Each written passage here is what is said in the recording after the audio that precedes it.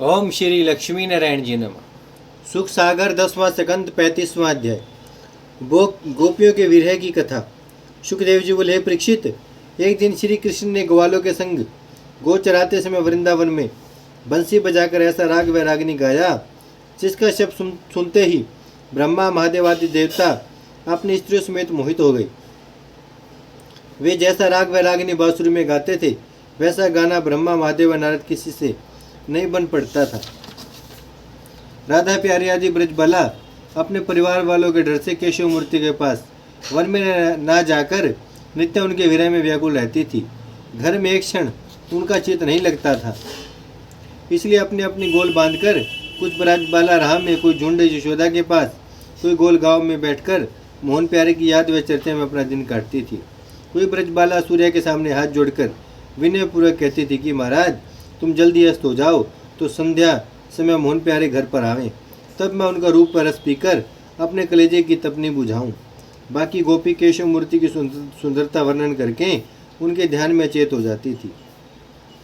कोई ब्रजबाला नंदलाल जी का यश गाकर अपना मन प्रसन्न करती और कोई गोपी केशव मूर्ति के विरह में घबरा कर रोने लगती थी। तब ज्ञानवान गोपियां उसे समझाकर कहती थी कि सुनो प्यारी, इस घबराने व रोने से क्या मिलेगा। उत्तम यह है कि हम लोग मनहरण प्यारे के स्मरण में चर्चा में अपने दिन काटें।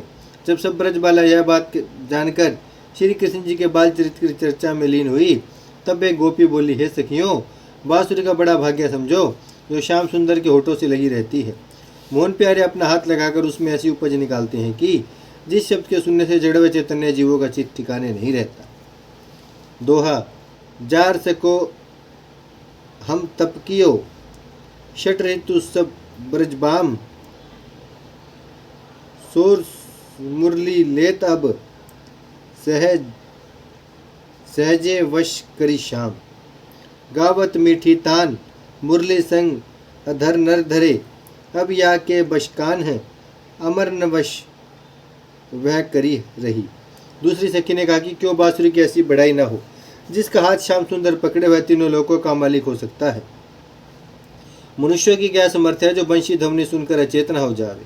उसके शब्द पर ब्रह्मादिक देवता व ऋषिवर मोहित होकर यह इच्छा रखते हैं कि हम लोगों को परमेश्वर मनुष्य का जन्म वृंदावन में देते तो आठों पैर श्याम सुंदर का दर्शन करने व मुरली सुनने से आनंद होकर हरि चरणों की धूरी अपने शिर व आंखों पर लगाते। उसी तरह देवताओं की स्त्रियां अपने अपने पति के साथ रहने पर भी उस बांसुरी के बोल पर मोहित हो जाती हैं। दोहा। माखन प्रभु की बांसुरी श्रवणन सदा सुहाय, जाकी ध्वनि सुनी के सबे सुर मुनि रहत लुभाए। दूसरी सखी बोली कि मनुष्य और देवता तो ज्ञानवान हैं, वे बांसुरी की ध्वनि पर मोहित हो गए तो कौन बड़ी बात है। उस मुरली का शब्द सुनकर पशु पक्षी चरना और उड़ना भूलकर चित्रकारी से खड़े रह जाते हैं, किसी से नहीं भड़कते। दोहा। एक सखी यही विधि कहे, सुर नर की मति शुद्धि, पशु पक्षी सब होते हैं जिनकी शुद्धि न बुद्धि। दूसरी ने कहा कि हे प्यारियों, मुरली के शब्द में ऐसा गुण है कि कोई कैसी ही चिंता में बैठा हो उसका बोल सुनते ही प्रसन्न हो जाता है। दोहा। फिर ये या के संग लगी, लोक लाज घर त्यागी, जब जब सोज है बाज है, जब जब सोज है बाजी है, मोहन के सुख लागी। करी है नाना रंग है, जानत टोना कछु, या मुरली के संग देखो हरि कैसे भय। दूसरी ब्रजबाला ने कहा कि वह बांसुरी बड़ी चतुरा व कुटनी है। जिस समय श्री कृष्ण जी को किसी की चाह होती है उस समय वह बांसुरी बजाकर उसे अपने पास बुला लेते हैं। यमुना जल भी वह शब्द सुनकर बुराया जाता है, इसी वास्ते लहर की बेड़ियां उसके पाँव में पड़ी हैं। वृक्षों की डाली जो नीचे ऊपर लपटी रहती हैं वह भी बांसुरी सुनने से चेत हो गई हैं। कमल का फूल भी उसी शब्द पर मोहित होकर मतवालों की तरह आठों पैर अपना सिर हिलाता है। बादल उसी ध्वनि पर मोहित होकर वीरियों की तरह रोकर आँख से पानी बरसाता है।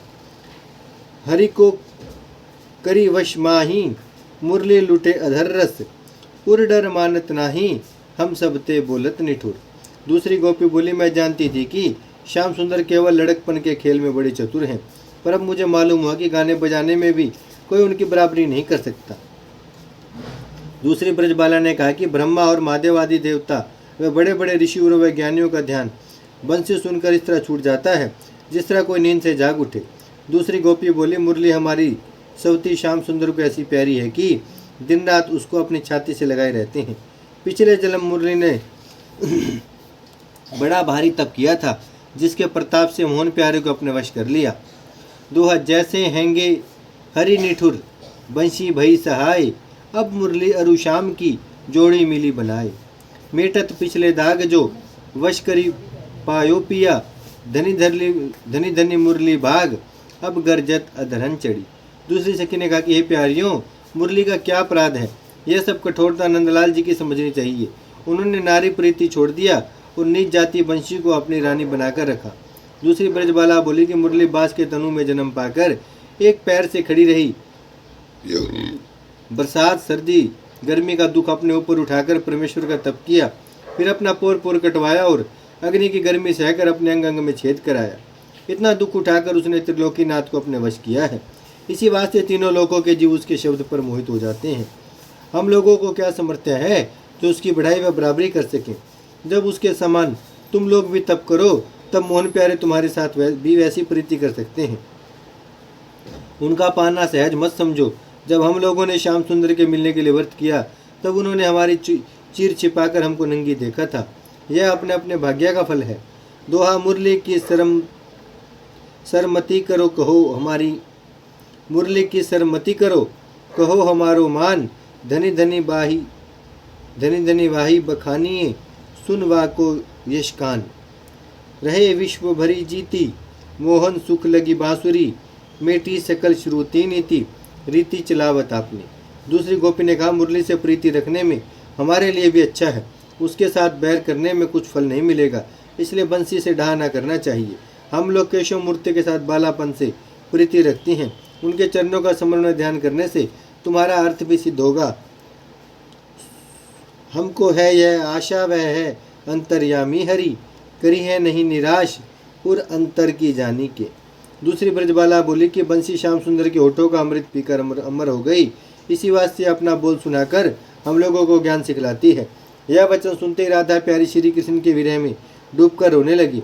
तब दूसरी गोपी ने उससे कहा कि तू उदास मत हो, श्री कृष्ण जी तेरे ऊपर मोहित होकर तेरा नाम बांसुरी में बजाते हैं। तू रानी है और मुरली तेरी दासी है। हम लोग वृथा बांसुरी की सवती जानकर उससे बैर रखती हैं। मोहन प्यारे ने मुरली को सब गुण निधान समझकर उससे प्रीति लगाई है। दोहा, अब मुरली छूटे नहीं, जाके वश भय श्याम, प्रकट कियो सब जगत में मुरलीधर निज नाम। दूसरी गोपी ने कहा, हे सखी, मोहन प्यारा चिच्चोर वृंदावन में ग्वालों के कंधे पर हाथ रखे हुए गो चराता फिरता होगा और बंसी की ध्वनि सुनकर सब गो इकट्ठी हो गई होंगी। दूसरी सखी बोली कि मोहन प्यारे ऐसे सुंदर हैं जिनके मुख से हंसते समय फूल झरते हैं। उनका मोहिनी रूप देखकर और बंसी सुनकर कामदेव हमारे वश में नहीं रहता। बांसुरी का शब्द सब जीवों के पैर में ऐसी बेड़ी डाल देता है कि किसी को चलने की समर्थ्य नहीं रहती। धनी धनी बंसी बांस की, धनिया के मृत बोल, धनी लयाए गुण, जाची के बनते श्याम अमोल। हे परीक्षित, इसी तरह सब गोपियां श्याम सुंदर की चर्चा में दिन काटकर संध्या समय राह पर आ बैठती। केशव मूर्ति अंतर्यामी उनकी प्रीति जानकर संध्या समय बलराम जी समेत गौं और ग्वालों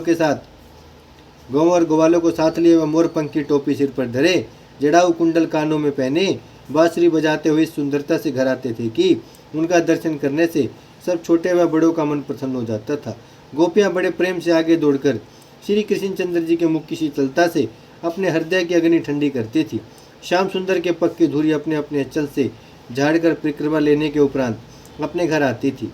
दो हरि स्वरूप के सिंधु में गोपी कूदी धाए, नयन पावे दर्श, रस मन की तृषा बुझाए।